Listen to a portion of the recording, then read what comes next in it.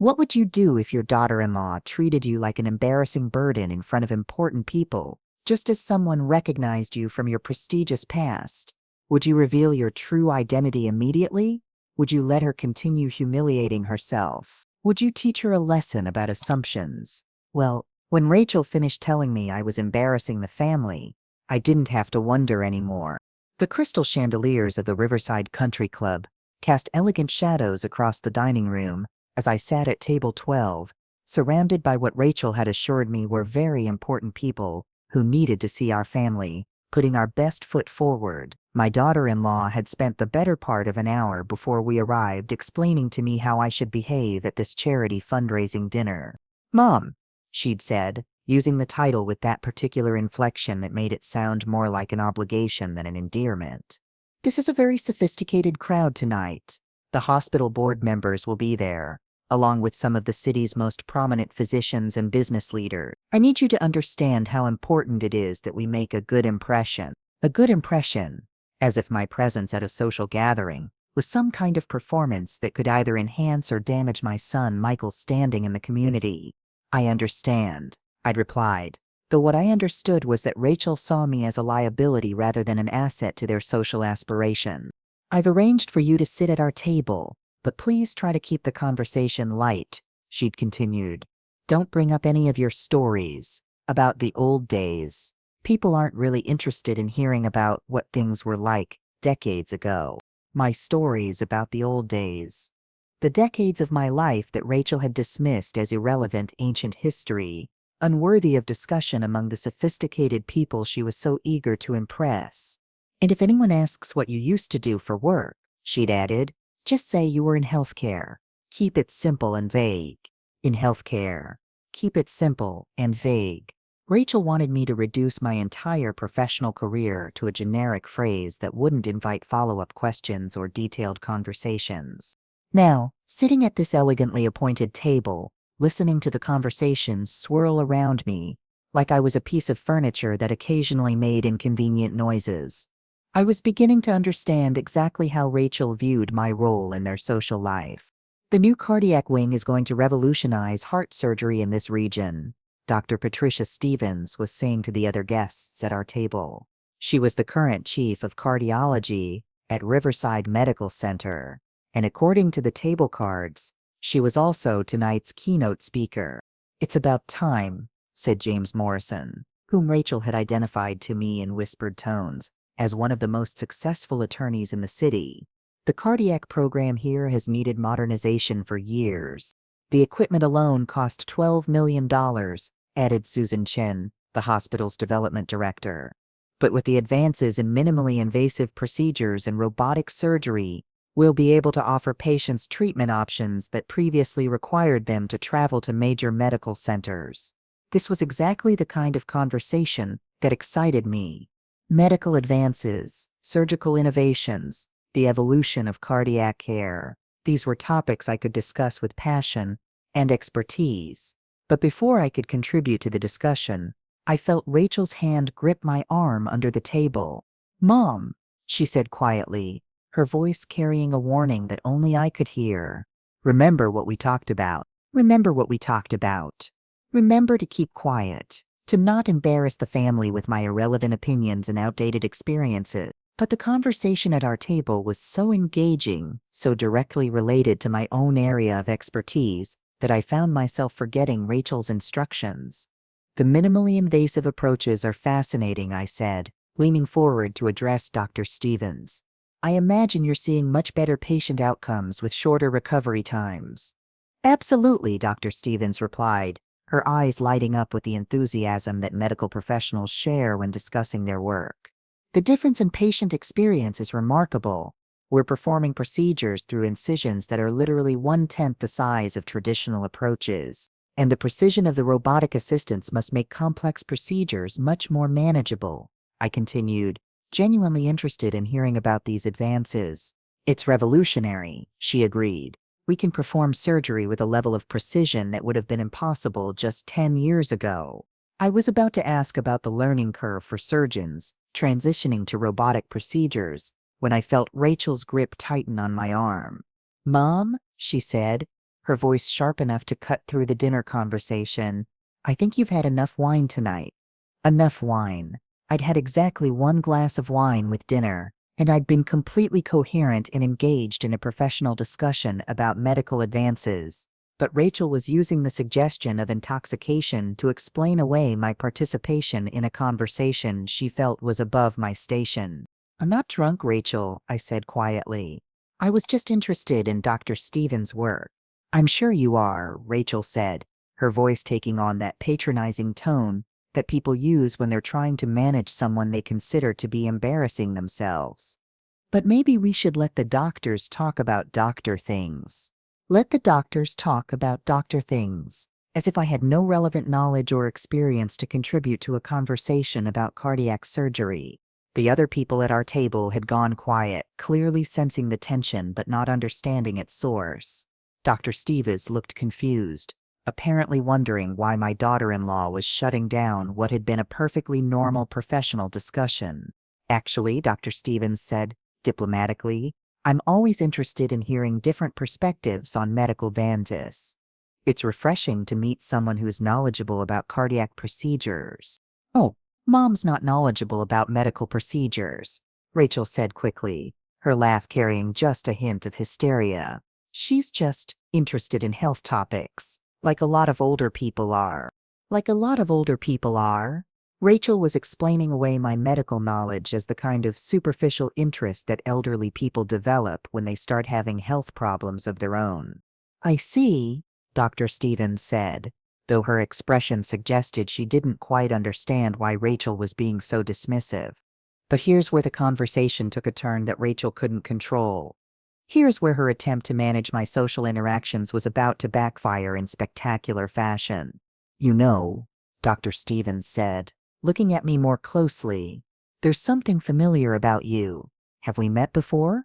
"I don't think so," I said carefully, glancing at Rachel, whose face had gone pale at the suggestion that I might have some kind of professional connection to the chief of cardiology. "Richardson," Dr. Stevens mused, reading my name tag. "Eleanor Richardson. That name is so familiar." "It's a common name," Rachel said quickly. "There are probably lots of Eleanor Richardsons." "No," Dr. Stevens said, her voice taking on the tone of someone trying to solve a puzzle. "It's not just the name. It's... Wait a minute." She pulled out her phone and started typing, apparently searching for something.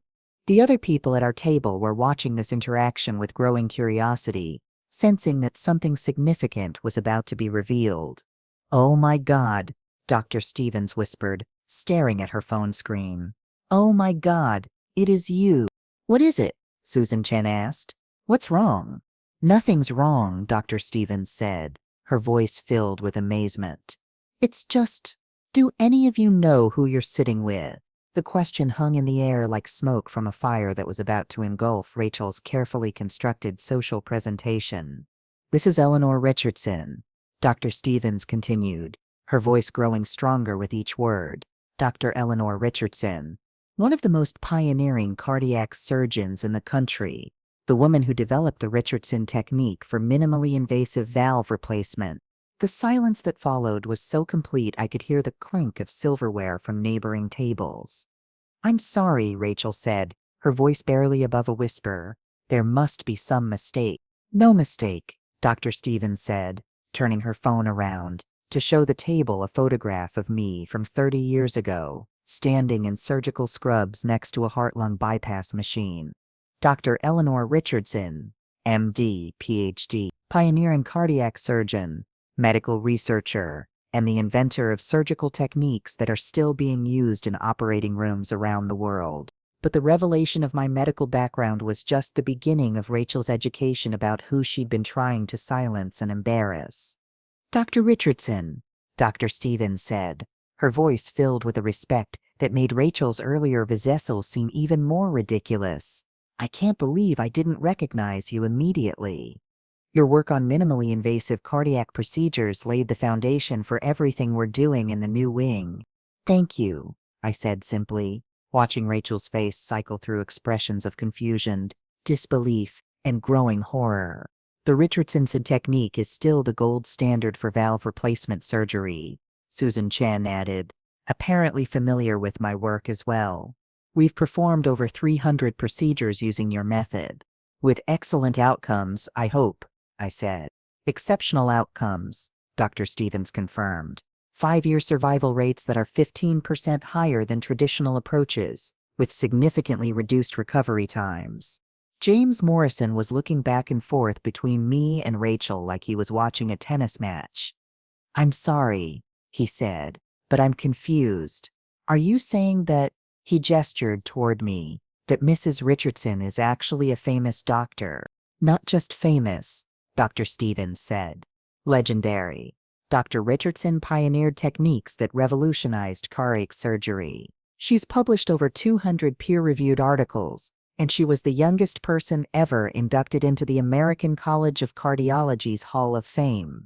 Hall of Fame? Rachel whispered, her voice cracking slightly. And that's not even mentioning her humanitarian work, Susan Chen said. Dr. Richardson spent 15 years doing volunteer cardiac surgery in developing countries, training local surgeons and establishing cardiac programs in hospitals that had never been able to offer that level of care. 15 years of volunteer work. Training surgeons. Establishing programs. My daughter-in-law was learning that the woman she'd been treating as an embarrassing burden had actually spent decades of her life saving hearts around the world. But Rachel stammered, she's been retired for years. She lives in a modest house and drives an old car and maintains the kind of humble lifestyle that's characteristic of truly great physicians, Dr. Stevens said, clearly recognizing the implication behind Rachel's observation. Dr. Richardson never practiced medicine for money or fame.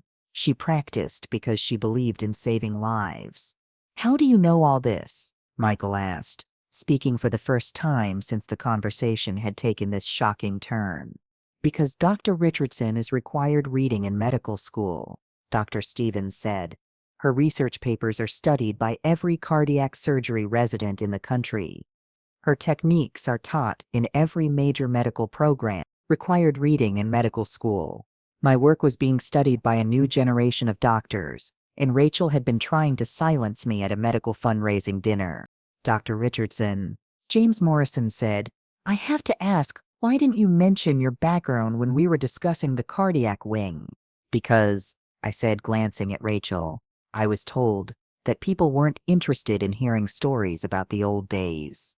The implication of my statement hit the table like a physical blow. Everyone turned to look at Rachel, who was now understanding that she'd spent the evening trying to silence one of the most respected cardiac surgeons in the country. Rachel, Michael said quietly, what exactly did you tell my mother about tonight?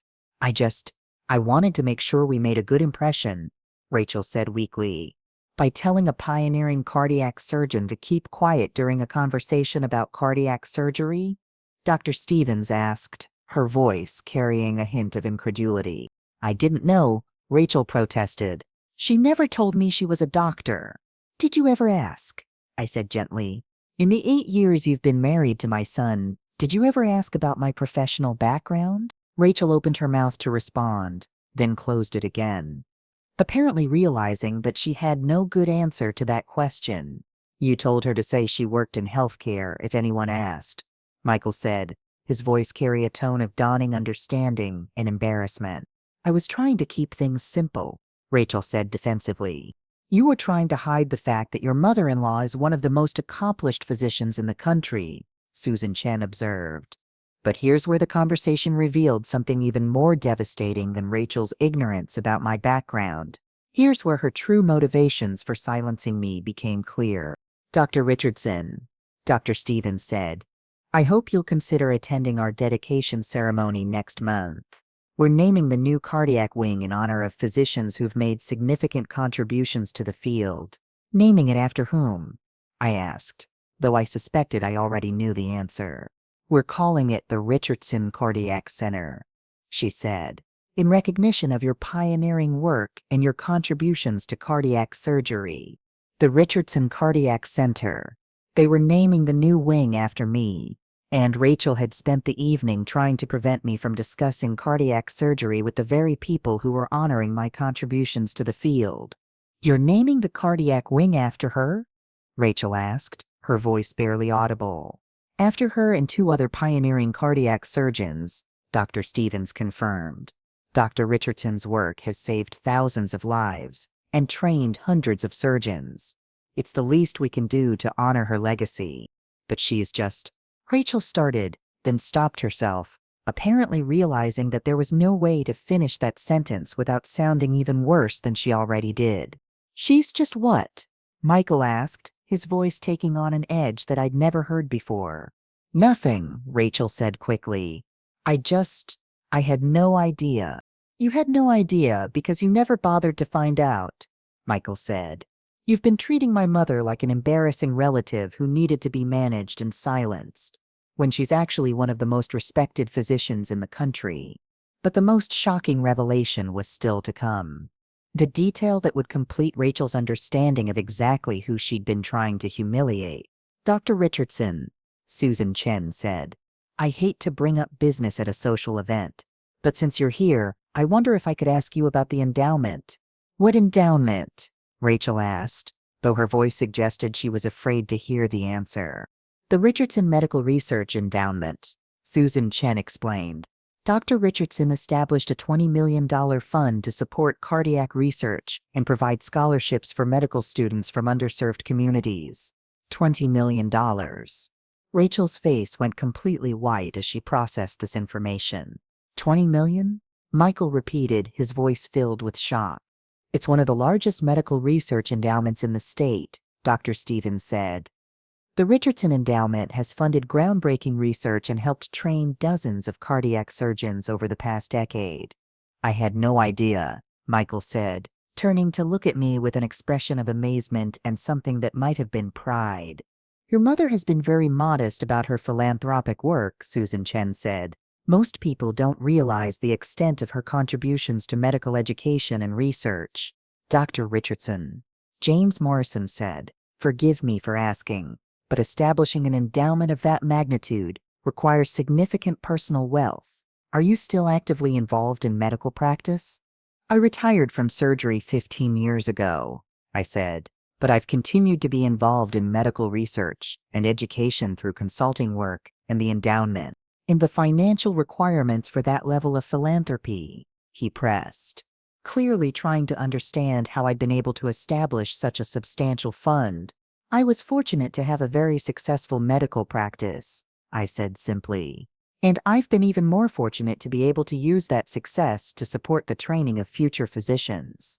But Rachel was apparently still trying to process the disconnect between her assumptions about me and the reality of my professional and financial situation. I don't understand, she said. You live so simply. You drive an old car. You don't have expensive clothes or jewelry. How do you have $20 million to give away? Because I've never measured my worth by my possessions, I said. I've measured it by the work I was able to do and the lives I was able to save. But you could afford a much more luxurious lifestyle, she protested.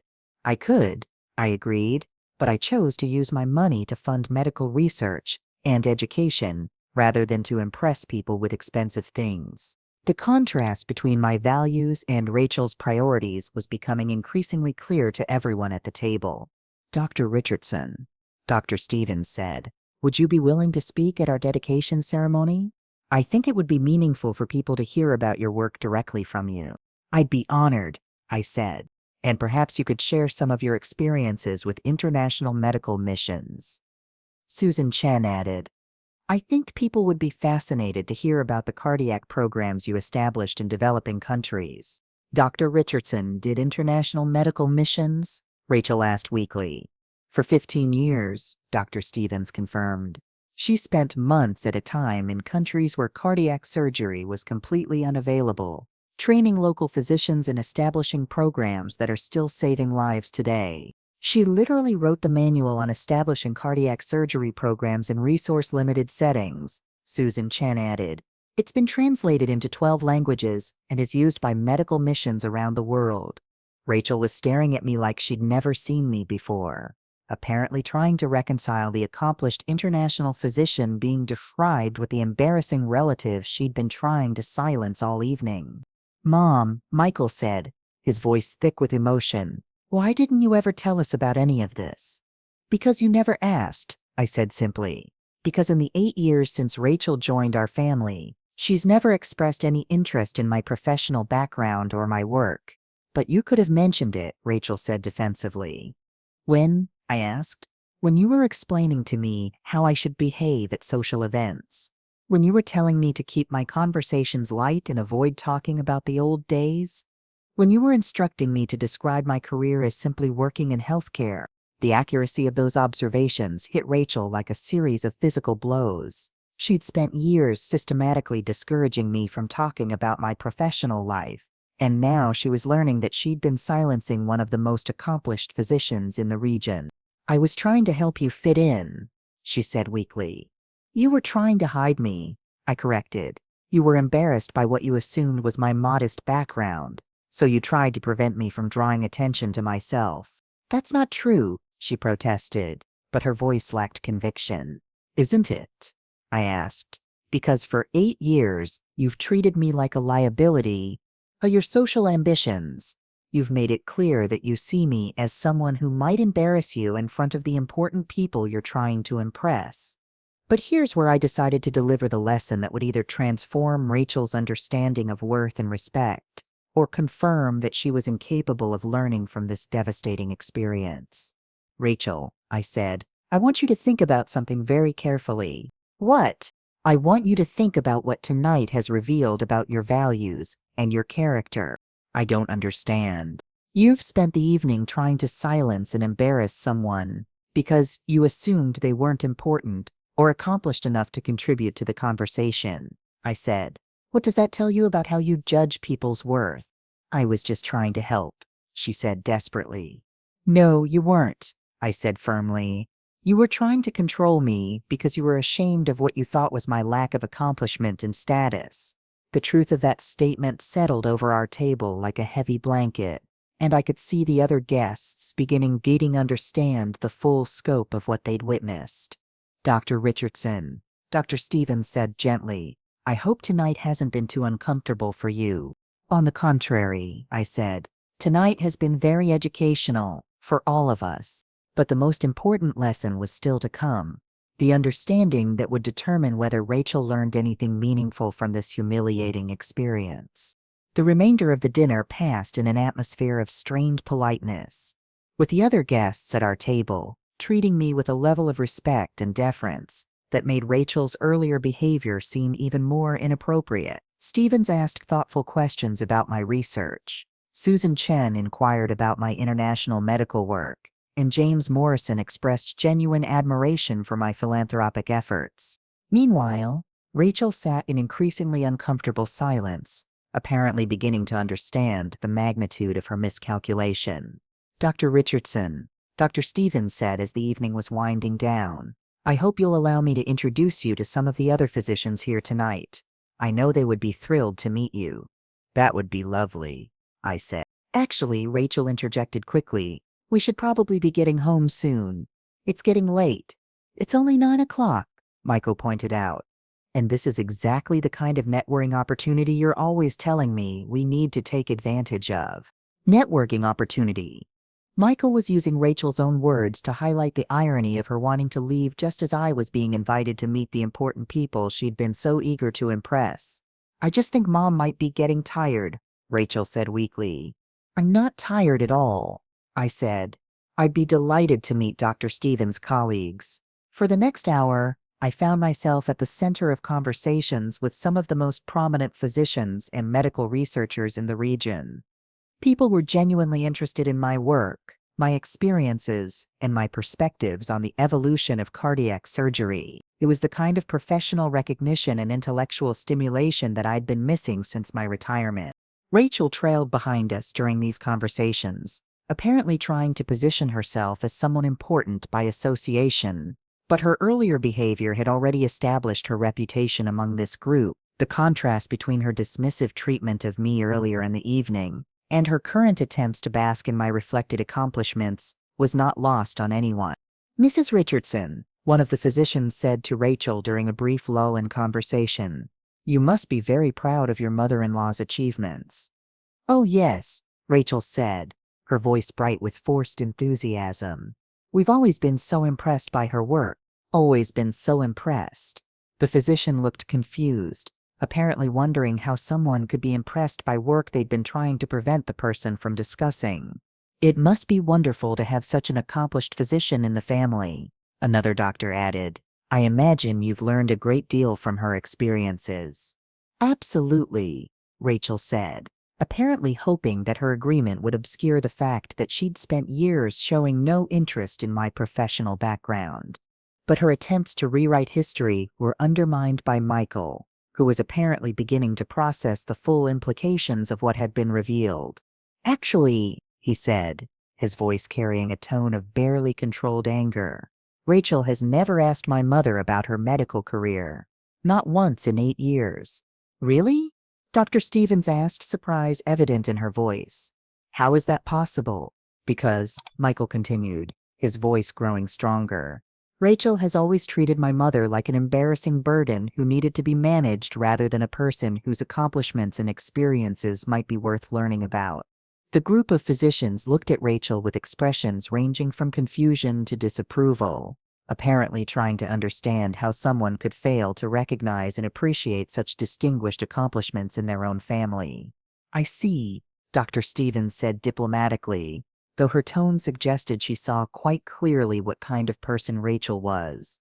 But the most devastating moment of the evening was still to come, the revelation that would complete Rachel's humiliation and my vindication. "Dr. Richardson," Susan Chen said, approaching our group with a man I didn't recognize, "I'd like you to meet Dr. Richard Pemberton, the chairman of our hospital board." "Dr. Richardson," Dr. Pemberton said, extending his hand with obvious respect, "it's an honor to meet you. I've been hoping for years that we'd have the opportunity to invite you to join our board of directors." "Join the board of directors?" Rachel's face went white as she realized that the woman she'd been trying to silence was being invited to join the governing body of one of the region's most prestigious hospitals. "That's very flattering," I said. "What would that involve?" "Primarily providing guidance on our cardiac surgery program and helping us evaluate research proposals for funding," he said. "We'd also value your input on our medical education initiatives and our international outreach programs." "It sounds like meaningful work," I said, "and it comes with a seat on our executive committee," Dr. Pemberton added.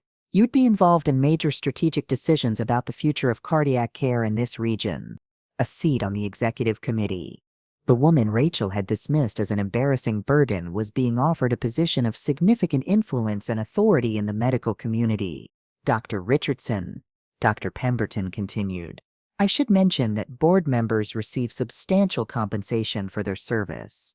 We recognize that we're asking busy professionals to dedicate significant time and expertise to our organization. Substantial compensation.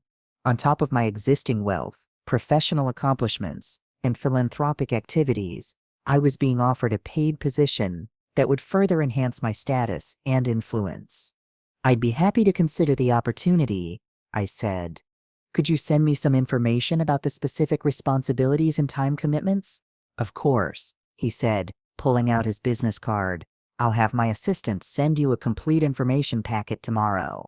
As Dr. Pemberton walked away, I turned to find Rachel staring at me with an expression of complete shock and dawning understanding. "You're going to be on the hospital board," she whispered.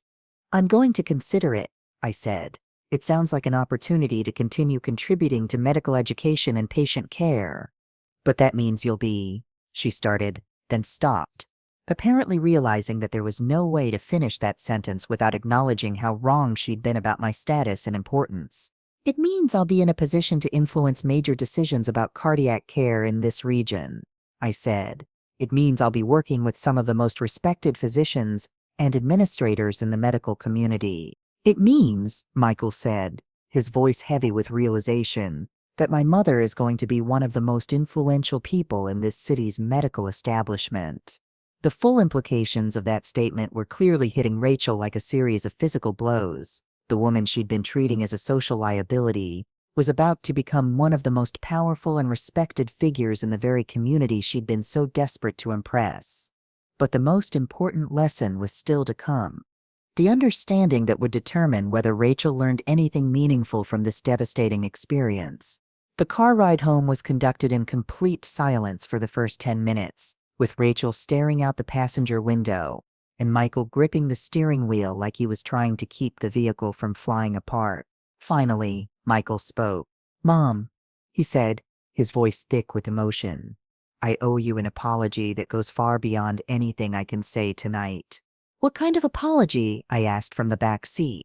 "An apology for letting Rachel treat you the way she has for 8 years," he said. "An apology for not standing up for you when she was dismissing and silencing you. An apology for being so focused on our social status that I never bothered to learn about your professional accomplishments." "Michael," Rachel said quietly, "please don't—" "Don't what?" he asked, his voice sharp with anger. "Don't acknowledge that my wife has been treating my mother like an embarrassing burden when she's actually one of the most accomplished physicians in the country." "I didn't know," Rachel said desperately. "You didn't know because you didn't care to know," Michael said. "You didn't know because you were so focused on managing Mom's behavior to fit your idea of what was socially appropriate that you never bothered to find out who she actually was." "That's not fair," Rachel protested. "What's not fair?" I said from the back seat, "is spending 8 years being treated like a liability by someone who never took the time to understand my background or my accomplishments." "I was trying to help you fit in with our social circle," Rachel said. "You were trying to hide me," I corrected. "You were embarrassed by what you assumed was my lack of status and accomplishment, so you tried to prevent me from drawing attention to myself." "I never said I was embarrassed by you," she protested. "You didn't need to say it," Michael said. "You demonstrated it every time you told Mom to keep quiet during social conversations. You demonstrated it every time you instructed her to downplay her background. You demonstrated it tonight when you tried to silence her during a discussion about cardiac surgery." "I was just trying to make sure we made a good impression," Rachel said weakly. "You made an impression, all right," Michael said. "You made an impression as someone who's so focused on social climbing that you'd silence a pioneering cardiac surgeon to avoid any risk of embarrassment. But here's where I decided to address the most important aspect of what had happened. Here's where I needed help both Michael and Rachel understand what this experience had revealed about their values and their approach to relationships. "Rachel," I said, "I want you to understand something about what happened tonight." "What?" "Tonight revealed something about your character that's going to affect our relationship going forward," I said. "What did it reveal?" "It revealed that you judge people's worth based on your perception of their status and accomplishment," I said. "It revealed that you're willing to dismiss and silence people when you think they can't enhance your social position." "That's not true," she said, but her voice lacked conviction. "Isn't it?" I asked. "Because for 8 years you've treated me like someone whose opinions and experiences weren't worth hearing. You've made it clear that you see me as a potential embarrassment rather than a person with value." "I was trying to protect our family's reputation," she said. "You were trying to manage my behavior to fit your narrow definition of what's socially acceptable," I corrected. "You were so worried about the possibility that I might say or do something that would reflect poorly on you that you never considered the possibility that I might actually enhance your social standing." "How was I supposed to know that you were famous?" she asked. "You weren't supposed to know I was famous," I said. "You were supposed to treat me with respect and consideration regardless of my professional status. You were supposed to value me as a person, not as a potential asset or liability to your social ambition." But here's where I needed to deliver the most important lesson of all, the understanding that would determine whether Rachel learned anything meaningful from this humiliating experience. "Rachel," I said, "what you experienced tonight is what happens when you judge people based on incomplete information and superficial assumptions." "What do you mean?" "I mean that you spent 8 years treating me like someone whose background and accomplishments were irrelevant to your social goals," I said. "You made decisions about my worth based on your assumptions about elderly people and their potential value to your social climbing." "I wasn't social climbing," she protested. You were absolutely social climbing, Michael said. You've spent our entire marriage trying to position us with the right people and make sure we were seen as important and successful. And there's nothing wrong with wanting to advance socially, I added, but there's everything wrong with dismissing and silencing people in pursuit of those goals. What should I have done differently? Rachel asked. You should have treated me like a complete human being whose experiences and perspectives might be valuable, I said. You should have been curious about my background instead of assuming it was irrelevant. You should have asked questions instead of making assumptions. And you should have stood up for my mother instead of going along with Rachel's treatment of her, I said to Michael. I know, he said quietly. I was so focused on keeping the peace in our marriage that I didn't realize what was happening to our relationship. What was happening to our relationship? I asked. I was letting Rachel define how I saw you, he said. I was accepting her assessment that you were someone who needed to be managed rather than someone whose wisdom and experience I should value. This was exactly the kind of insight I'd been hoping for. Not just acknowledgement of their mistakes, but understanding of how those mistakes had affected our relationships and their own character development. 6 months later, my relationship with both Michael and Rachel had been fundamentally transformed, though in very different ways. Michael had become genuinely interested in my professional background and my experiences as a physician. He'd started asking thoughtful questions about my research, my international medical work, and my perspectives on healthcare policy. Our conversations had deepened beyond the superficial family updates that had characterized our relationship for years. Mom, he said during one of our weekly dinners, I've been reading some of your published research papers. Which ones? The series you wrote about minimally invasive cardiac procedures, he said. I had no idea how groundbreaking your work was. What did you think about the research? I was amazed by the innovation and the patient outcomes, he said, but I was also struck by how you wrote about the patients as complete human beings, rather than just medical cases. That's always been important to me, I said. Remembering that every patient is someone's parent, spouse, child, or sibling. It shows in your writing, he said. There's a compassion and humanity in your research that I don't see in a lot of medical literature. But the most significant change was in Michael's understanding of how families should treat elderly relatives. Mom, he said, I've been thinking about how Rachel and I treated you for all those years, and I'm ashamed of what it reveals about our values. What do you think it reveals? It reveals that we were treating you like someone whose primary value was determined by your usefulness to our social goals, he said. We were judging your worth based on our perception of your status, rather than recognizing your inherent dignity and accomplishment. And what are you going to do with that understanding? I'm going to make sure I never treat elderly people that way again, he said. I'm going to remember that every older person I encounter has lived a full life, accumulated wisdom and experience, and deserves respect regardless of their apparent status or circumstances. That's exactly the lesson I hoped you'd learn, I said. Rachel's transformation had been more complicated, and frankly less complete than Michael's. She'd initially tried to overcompensate for her previous behavior by constantly referencing my medical accomplishments in social situations, treating my professional background like a trophy she could display to enhance her own status. Did you know that my mother-in-law is Dr. Eleanor Richardson? She would say to anyone who would listen. The famous cardiac surgeon? She's on the hospital board now. Rachel, I said to her after observing this behavior for several weeks, you're still making the same mistake you made before. What do you mean? You're still judging my worth based on my professional accomplishments, I said. You're still treating me like an asset to your social ambitions, rather than a person deserving of respect. But I'm proud of what you've achieved, she protested. Being proud of my achievements is fine, I said. But treating me with respect because I'm accomplished is just as wrong as treating me with disrespect because you thought I wasn't accomplished. I don't understand the difference. The difference, I said, is that respect should be based on someone's humanity, not on their professional status.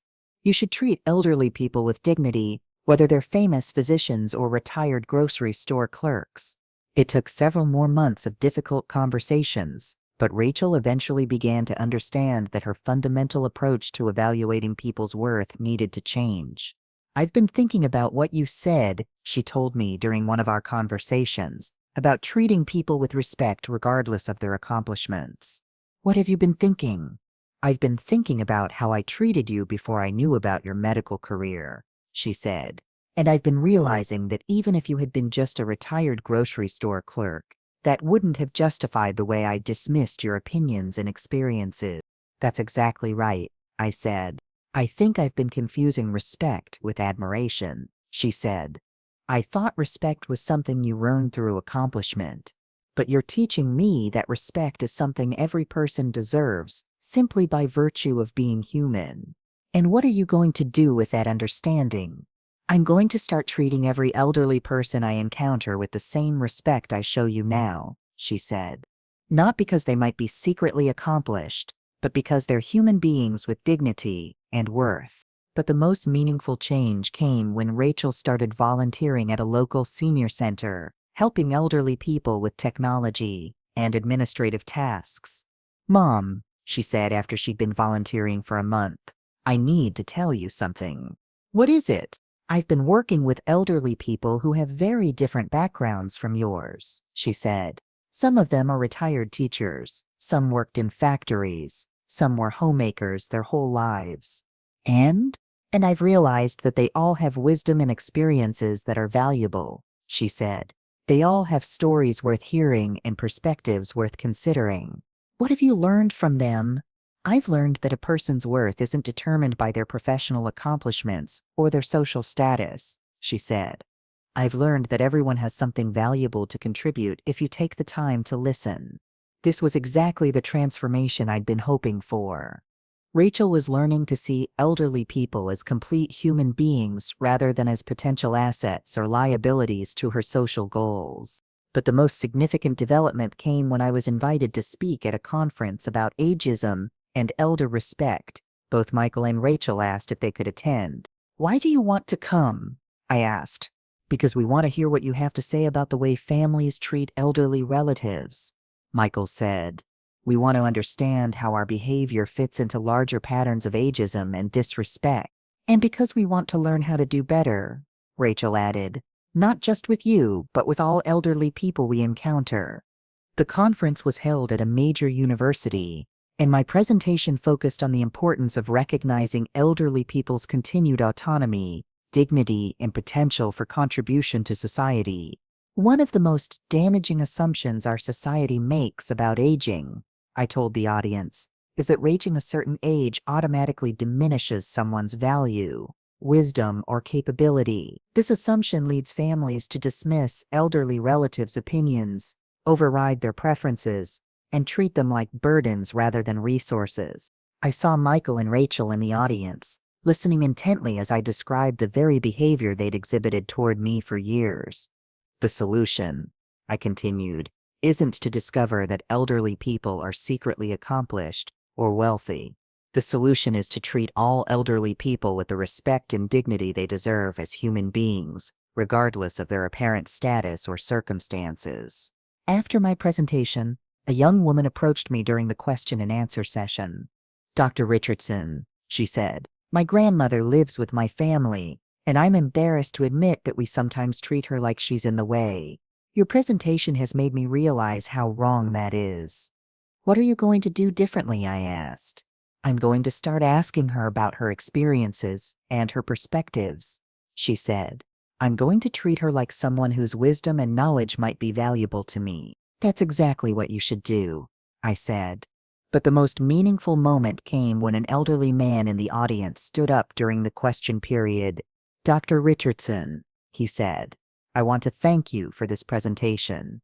My family has been treating me like I'm incompetent and irrelevant since I retired, and your words have given me the courage to stand up for myself. How are you going to stand up for yourself?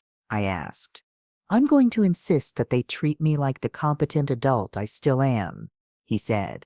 I'm going to demand respect for my opinions and my preferences, even if they disagree with my choices. Good for you, I said. Every person deserves to be treated with dignity, regardless of their age. After the conference, Michael and Rachel approached me with thoughtful expressions. Mom, Michael said, Listening to your presentation made me realize how widespread the problem is that we continue to in our family. What do you mean? I mean that families all over the country are probably making the same mistakes we made, he said. They're probably dismissing elderly relatives and treating them like burdens without ever considering their wisdom, experience, or continued potential for contribution. And what are you going to do about that realization? I asked. We want to help, Rachel said. We want to share our story with other families so they can learn from our mistakes. What did you have in mind? We'd like to speak at conferences and community events about our experience, Michael said. We'd like to help other families understand the damage they might be causing by treating elderly relatives with disrespect. And we'd like to advocate for policy changes that protect elderly people's autonomy and dignity. Rachel added, this was more than I could have hoped for. My children weren't just changing their own behavior, they were becoming advocates for elderly rights and dignity. Over the next year, we spoke together at dozens of events, sharing our story and helping families understand the importance of treating elderly relatives with respect and consideration. The most important thing we learned, Michael would tell audiences, is that elderly people aren't problems to be managed, they're resources to be valued.